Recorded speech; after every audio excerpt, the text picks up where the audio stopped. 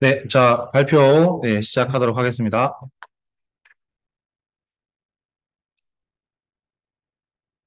자, 현대 한국의 활쏘기 문화의 현황과 전망을 주제로 네, 발표 드리도록 하겠습니다. 이번 발표에서는 현대에 전승되고 있는 한국 활쏘기의 전통을 정리함과 동시에 최근 20년간 일어난 변화 양상을 한번 살펴보도록 하겠습니다. 사실 이 발표를 준비하면서 제가 제일 많이 고민했던 부분은 어, 우리 활쏘기를 이제 일부 그 연구자분들이나 저도 마찬가지입니다만은 우리 활쏘기를 문화적인 측면을 더 강조해서 볼 것인가 아니면은 스포츠적인 측면에서 더 강조해서 볼 것인가라고 하는 게 항상 좀 고민이 많이 됩니다.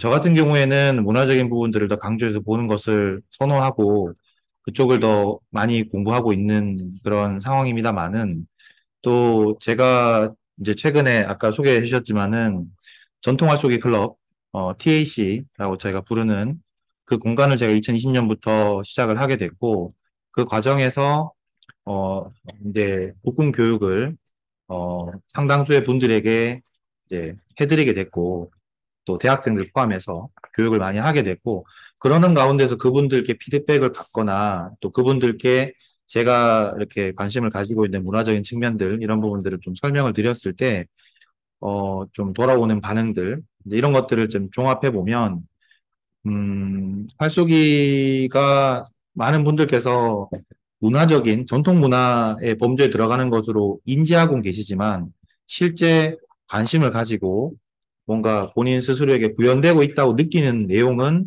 스포츠에 대한 부분이 좀 더 많았던 것 같습니다. 그래서 제가 이번에 정리를 쭉 하다가 한번 원고를 다 갈아엎어 버렸는데요.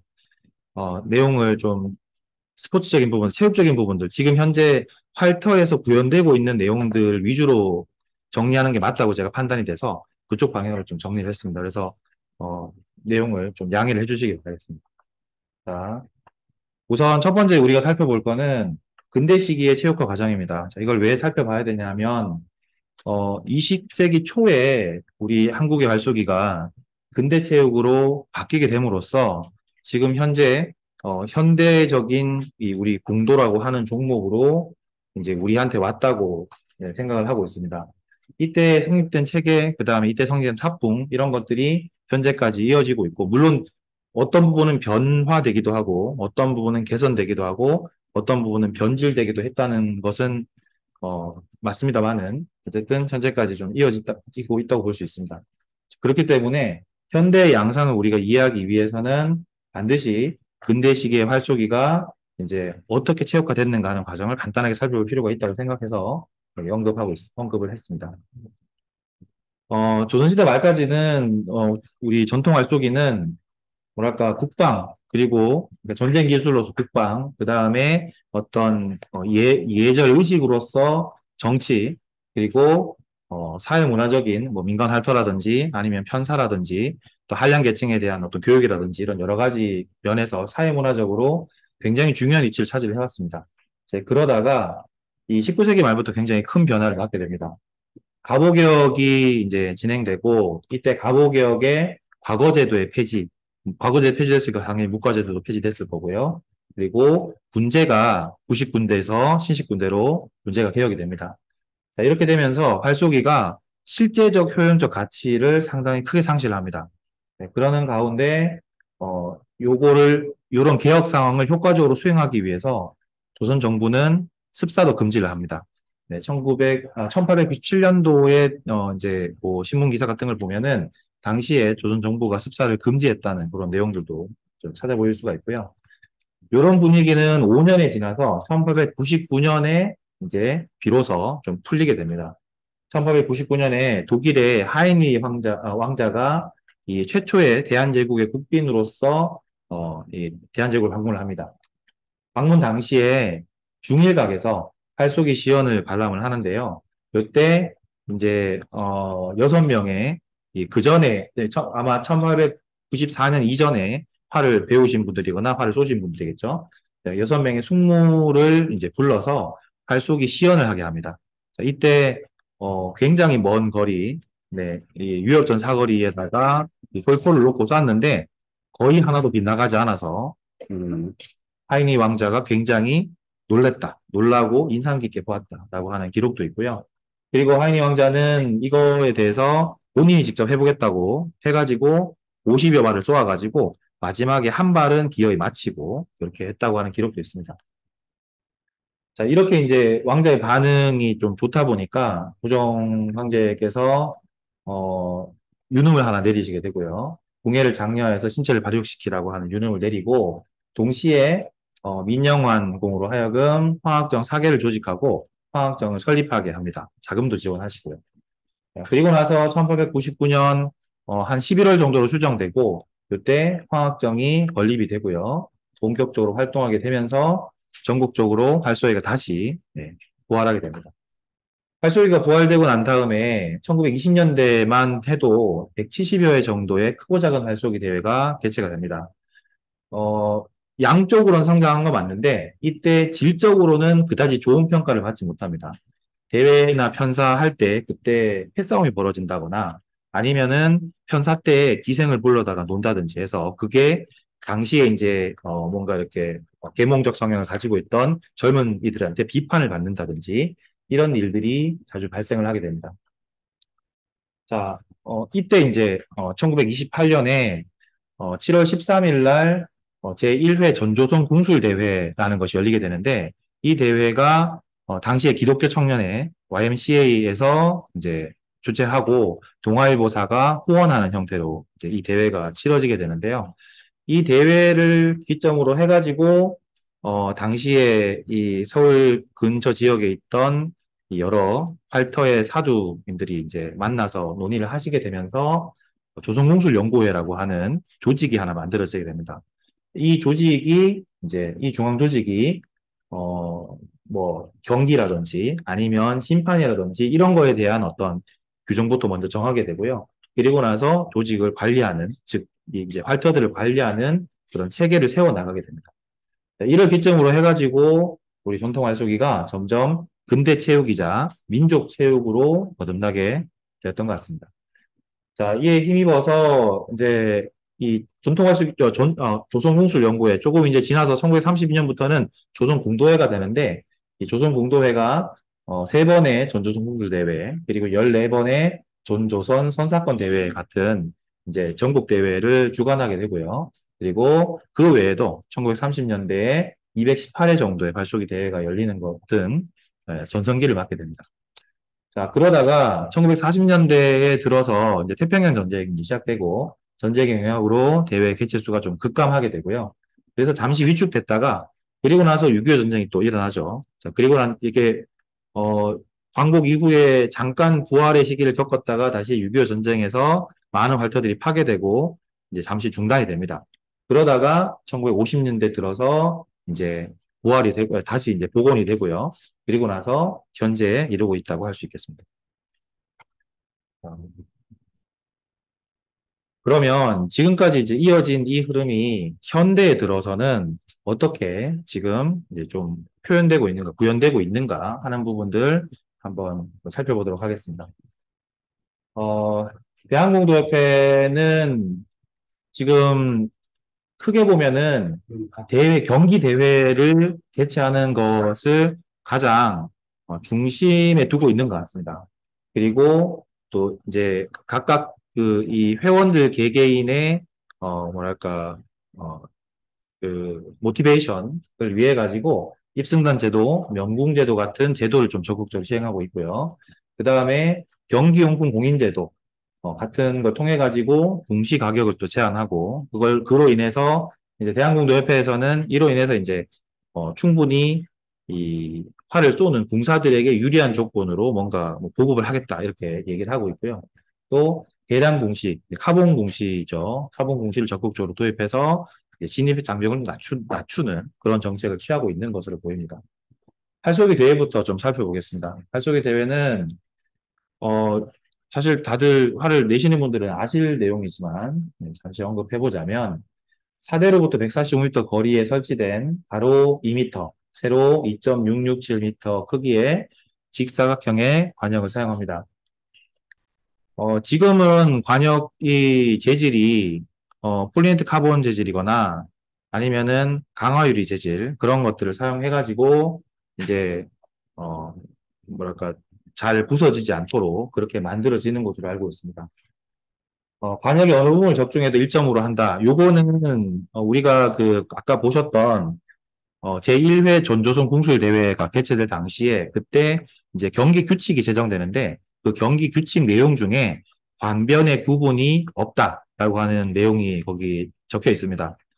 물론 제가 이제 이 자료를 보면 광복 이전까지도 관변의 구분을 하는 대회도 있었던 것으로 보입니다. 근데 이제 그 전국 대회 정도 선에서는 관변 구분 없이 대회를 진행한 것으로 보이고요. 그 이제 영향이 그대로 이어져서 지금도 관변 구분 없이 그냥 관역의 어느 부분 적중하여도 1점으로. 그래서 현재는 지금 관중이랑 부중만 판별하고 있습니다. 그리고 선수는 화살에 기입된 발시 번호, 즉 좌표 순서로 발시를 해야 되고 발시 구령으로부터 3초 이에 발시를 해야 된다고 하는 규정이 있습니다.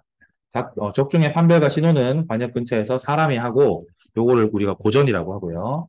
자, 물론 현장 상황이 여의치 않은 경우에는 전자식 관중 신호기를 사용하는 경우도 네, 있습니다. 자, 활쏘기는 여러 가지 이제 종목으로 구분이 되는데요. 2023년 대한공동대회 경기 규칙에 보면 이게 2019년도에서 또 바뀌었더라고요. 2013년도 변경된 규칙을 보면 시도 대항전, 정대항전, 유단자전, 무단자전, 부부전, 개인전. 예, 여기서 다시 부가 나뉘는데 노년부, 장년부, 여자부, 실업부, 실업부 중에서 또 각분부, 가공부 이렇게 난이도로 되어 있습니다. 그리고 개인전을 부별로 개최하는 경우에는 실업부를 반드시 포함하도록 하는 규정이 신설이 됐더라고요. 자, 그리고 협회 경기 규칙에는 아직 들어가 있지는 않은데, 최근에 올해 들어서 일부 전국대회 또는 서울시 지방대회에 학생부, 이때 학생부라고 하면은 뭐 다 참석할 수 있는 것으로는 들었습니다만은, 일단 대학생들만 참석을 하고 있습니다. 그래서 대학생부가 현재 포함이 되는 경우도 확인이 되고 있습니다. 개인전은 3중 경기, 즉 15시를 쏘는 경기가 일반적이고요. 단체전의 경우에는 정대항전은 보통 1인 한순 이렇게 경기하는 게 일반적입니다. 전국체육대회 대회의 경우에는 조금 다른데요. 각 시도별로 7명이 참가해가지고 한 명이 5손을 쏩니다. 그러니까 팀 전체가 35손을 쏘는 거죠. 쏘아가지고 상위자 5명의 기록을 합계해서 그렇게 순위를 결정합니다. 대통령기 전국 시도 대항 공도대회 같은 경우에는 7명이 아니라 5명이 참가해서 이제 그 상위자 상관없이 전체의 이제 시수를 합계로 해서 순위를 결정하게 되어 있습니다. 자, 기본적으로는 기록 경기가 맞습니다. 기록 경기가 맞는데 단체전 결선을 할 때는 대대거리라고 하는 불리는 방식으로 경기를 자주 진행을 합니다. 이게 뭐냐면은 양편에 각 대, 옛날에는 띠라고 부르기도 했죠, 그죠? 띠의 순서대로 번갈아 나와서 쏘는 방식으로 경기에 좀 긴장감, 재미 같은 걸 주는 그런 방식입니다. 요게 이제 또 시도 대항전 같은 경우에는 시도별로 아예 그냥 한 명씩 그냥 한계적으로 작대를 합니다. 작대를 해가지고 그렇게 쏘도록 되어 있습니다. 요거는 이제 근대 시기에 우리 편사가 이런 식으로 수띠부터 시작해서 2띠, 3띠, 4띠, 5띠, 6띠 하고 마지막에 종띠까지 이르는 각 대별로 서로 이제 쏘는 방식, 그게 지금까지 남아서 영향을 미친 것으로 그렇게 볼 수 있겠습니다. 어, 전국 공교 대회 같은 경우에는 3월부터 시작해가지고 11월 말까지 해가지고 전국 각지에서 열리고 있습니다. 승단대회 제외하고 대한공도협회가 직접 주관하는, 주최하는 그런 전국 대회를 보면 대통령기 전국시도 대한공도대회, 전국공도종별 선수권대회, 문화체육관광부 장관기 생활체육 전국공도대회, 전국 사두 및 사정대항공도대회, 회장기 전국공도대회, 명궁공도대회, 전국공도종합선수권대회, 전국 중고등학교 공도대회 해서 총 8개입니다. 자, 이 외에 사실 전국대회를 나가보신 분들은 더 많다고 느끼실 건데, 이런 대회들은 승인 전국대회입니다. 승인대회라고 불리고요. 요건 매년 한 50개, 매년마다 좀 다른데, 뭐 40개 후반이 되기도 하고, 많이 열릴 경우에는 50개 후반까지, 60개까지 열리기도 하는 걸 확인됩니다. 승인 전국대회라고 하는 거는 협회 시도지부나 발터에서 전국 규모의 대회를 주최하고자 할 경우에 대한공도협회에 사전에 승인을 받는 제도를 뜻합니다. 요새 지방자치단체에 축제가 많죠, 그죠? 축제랑 더불어서 개최되는 경우가 많습니다. 그 외에 시도지부나 활태에서 개최하는 지역대회가 있습니다. 서울 지역 같은 경우에는 뭐 서울시 협회장기, 그 다음에 서울특별시장기, 또 활터가 있는 구에 구청장기 대회를 친선대회로 현재 열고 있습니다. 또 그 외에 유서 깊은 지역대회를 보자면은 호남 7정 궁술경기 대회, 이게 이제 지금 현재 1933년부터 이어져 온 대회고요. 현재 160회가 진행이 됐습니다.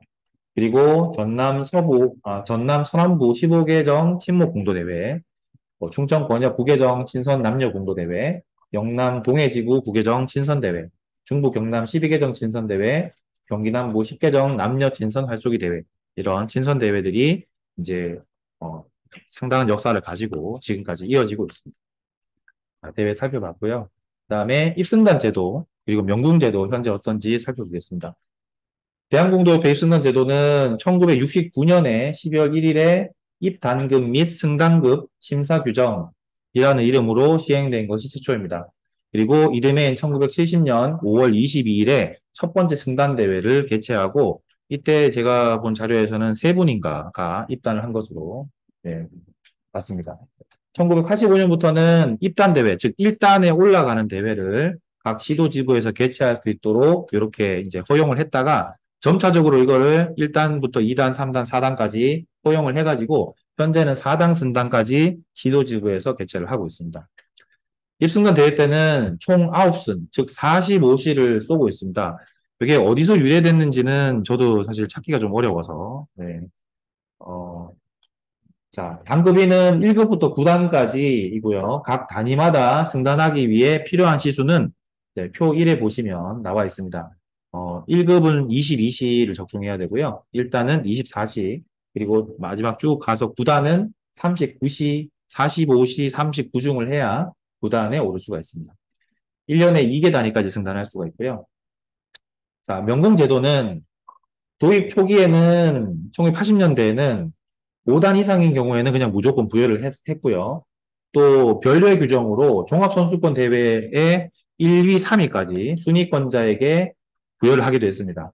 근데 이게 이제 혼란이 좀 있다 보니까 1993년부터 명궁칭호심사위원회라는 것을 만들어가지고 여기에 통과해야지만 되는 것으로 바뀌었습니다. 이제 이 명궁칭호심사위원회에 심사를 넣기 위해서 몇 가지 조건이 필요한데, 타의 모범이 되는 올바른 공채를 갖추고 있을 것, 그리고 경고 및 근심 이상의 징계 처분을 받은 적이 없을 것, 초단 취득 후에 7년 이상 경과할 것, 만 40세 이상일 것, 그리고 소속 사도 및 지부장 추천과 소정의 교육을 이수할 것이라고 하는 몇 가지 기준이 이제 있습니다.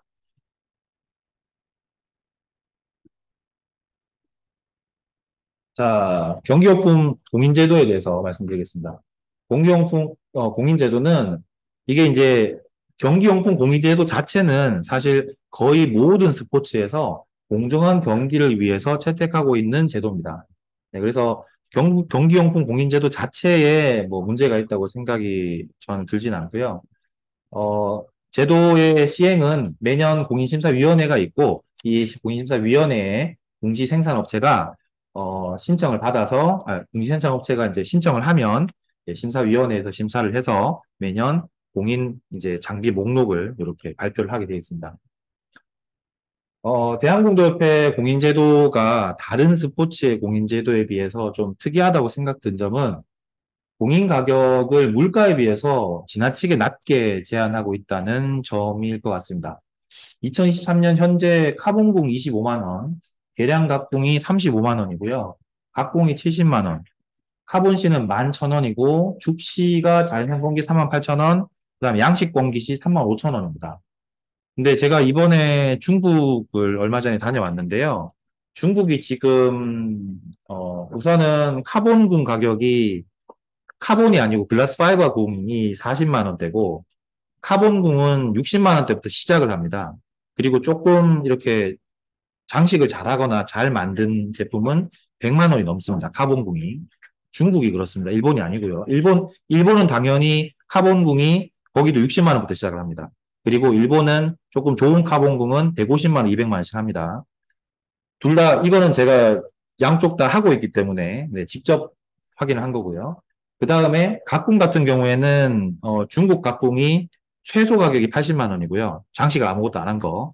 어느 정도 뭐 사피나 이런 것들 써가지고 장식을 한다거나 이렇게 되면 400만 원 정도 합니다. 최고 가격이 400만 원 정도고, 일본 타케요미 죽궁 같은 경우에도 최소 가격이 100만 원. 그리고 이제 그쪽에서 이제 전쟁에서 사용되던 활처럼 만들어주는 오치라는 기법이 있습니다. 아주 명주실을 촘촘하게 가면서 오치를 여러 번 하는 게 있는데, 그걸 하면은 보통 400에서 600만 원 정도. 죽궁이 그렇습니다. 그거를 그리고 일본은 죽시가 한 발에 10만 원에서 15만 원 정도입니다. 그리고 이 깃을 조금 귀한 걸 달면은 한 발에 30에서 비싼 건 100만 원 한 발이에요. 이 정도 하고요. 중국 같은 경우에는 죽시가 굉장히 저렴합니다. 중국이 그 죽시를 좀 이렇게 깎아 만드는 방식을 취하기 때문에.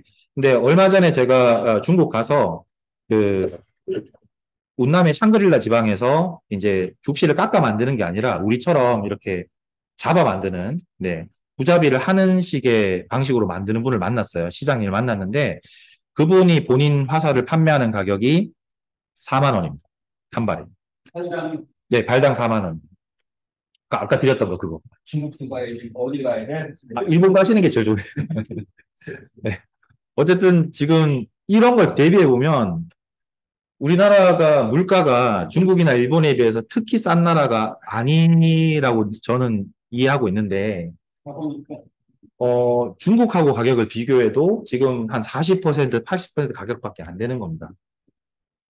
어, 이게 이제 제가 이제 뒤에 부분은 그래도 이게 뭔가 의미가 있지 않을까라고 생각해서 내용을 찾아봤습니다. 팔속의 인구 증가에 일부 도움이 되었다고 볼 수 있지 않을까라고 해서, 어, 일단 시기를 끊어봤습니다. 1980년대에서 90년대 사이에 이제 왜 계량궁이 어, 네, 네, 됐습니다. 자, 여러분 죄송합니다. 다시 발표 재개하도록 하겠습니다. 저희가 지금 어, 다, 5시 10분까지 이제 발표를 끝내고 10분부터는 저희가 토론으로 들어가야 되기 때문에 네, 빠르게 끝내도록 하겠습니다. 자, 어, 지나가서, 예, 경경호 공인제도 아까 설명드렸었습니다. 경경호 공인제도가 그래서 이제 어떤 의의가 있는지 살펴보기 위해서 80년대, 90년대까지 계량품 보급, 그 다음에 2000년대 이후에 경경품 가격이 이제 물가 상승분에 비해서 지나치게 싸지기 시작한 한 2000년대 초반부터 또 비교를 해보면 확실히 뭐 80년대, 90년대, 1986년 대비해가지고 2000년까지 95개가 발표가 증가한 건 맞습니다.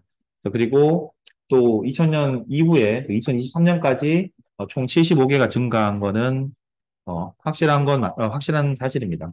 근데 이게 이제 가격 정책이 활쇼기 인구 증가에 일부 도움이 되었다고 보는 것이지 이게 뭐 뭐랄까 절대적인 원인이다라고 보기는 좀 어려울 것 같습니다. 자, 그리고 이제 사실 이거보다 더 큰 건 문제인데요. 지나친 가격 억제 정책은 이제 여러 가지 문제를 야기를 하고 있습니다. 첫 번째는 궁시 장비의 품질이 갈수록 나빠지고 있습니다. 이건 공사들이 모두 좀 느끼고 있는 바고요.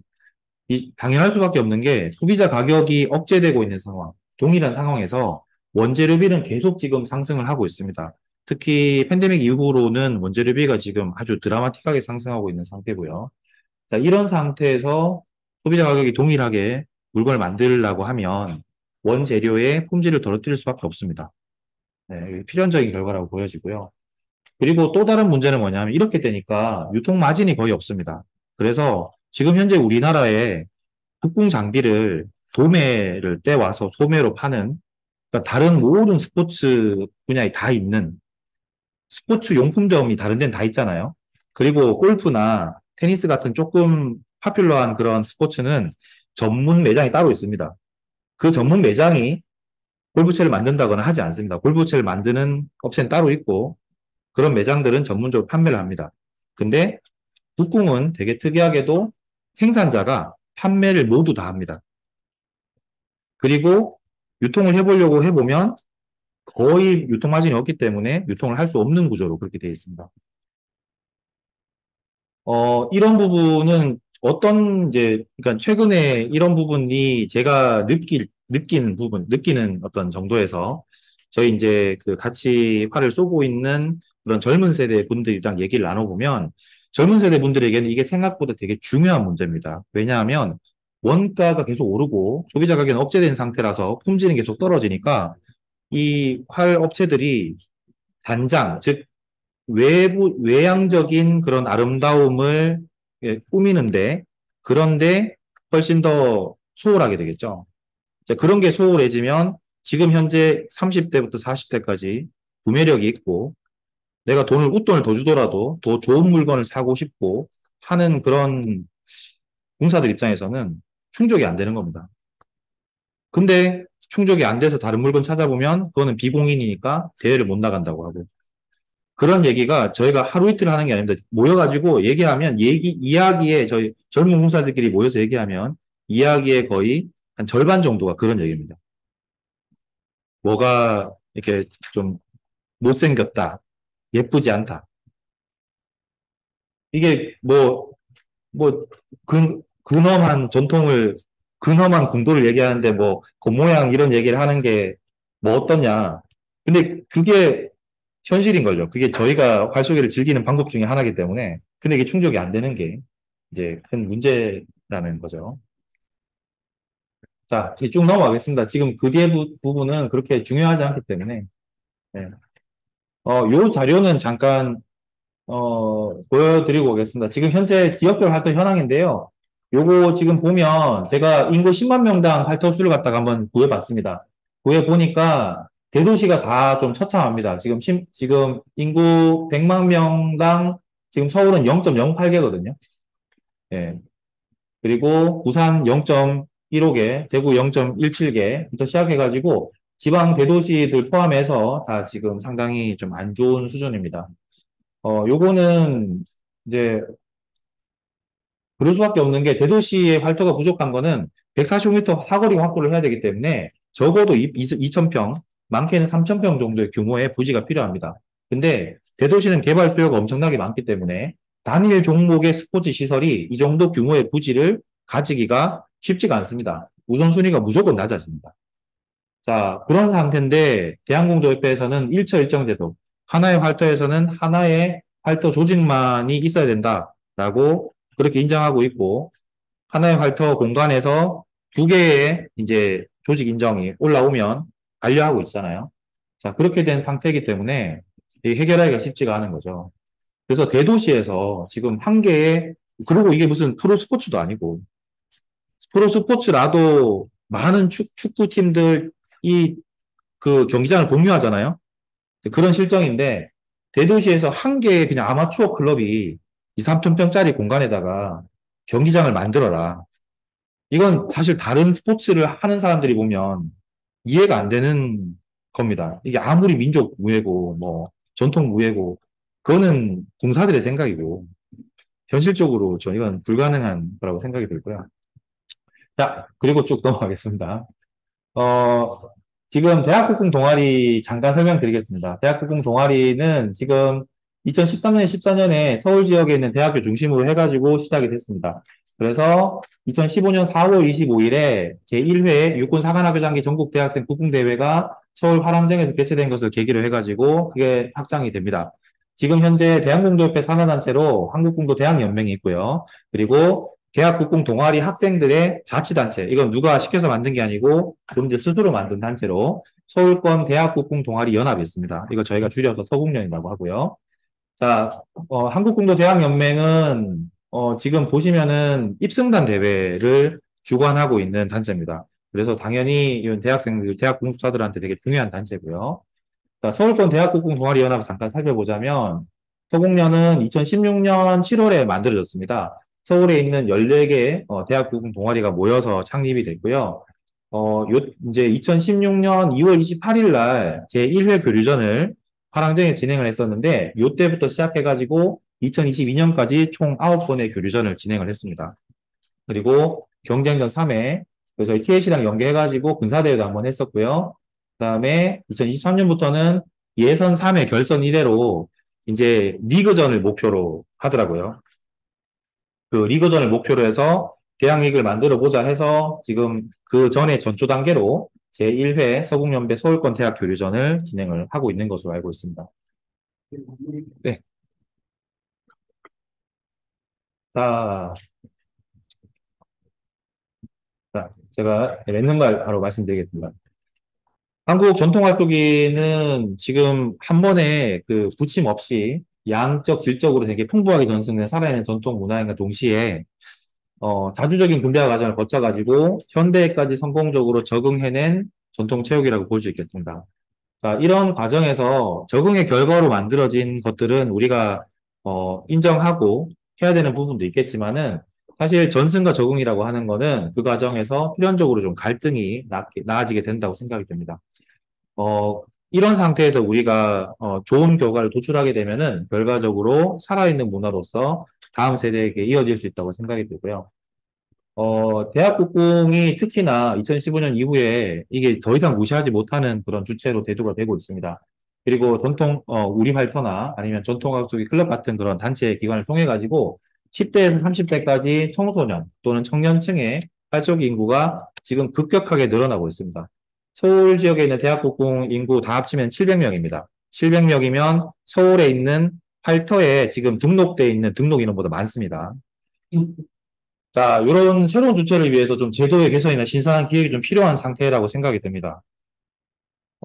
대한공동협회의 지금 기존 정책들은 1990년대까지는 효과적이었던 것으로 보여집니다. 근데 현재는 이게 너무 고착화되면서 여러 가지 문제점을 드러내고 있다고 생각을 합니다. 특히 경기용품 가격 제한, 그다음에 이에 따라서 품질이랑 서비스 저하되는 거, 이거는 청장년층들한테는 생각보다 중요한 문제입니다. 근데 지금 개선이 전혀 안 되고 있고요. 인구가 밀집된 대도시에서 활도 숫자 부족도 상당히 중요한 문제라고 생각합니다. 인구가 밀집된 대도시에서 활쏘기 인구가 많이 늘어나고 국궁이 보급이 되어야 그래야지 궁극적으로 대중화에 이를 수가 있는데 지금 현재 그런 방안이 좀 많이 부족하다고 생각이 들고요. 이 더 많은 인구가 기존 활터를 활용하면서도 기존 활터가 가지고 있던 사품 그리고 전통들을 어떻게 지켜나갈 것인가에 대해서 좀 더 심도 있는 논의와 연구가 필요한 것으로 보입니다. 이상입니다.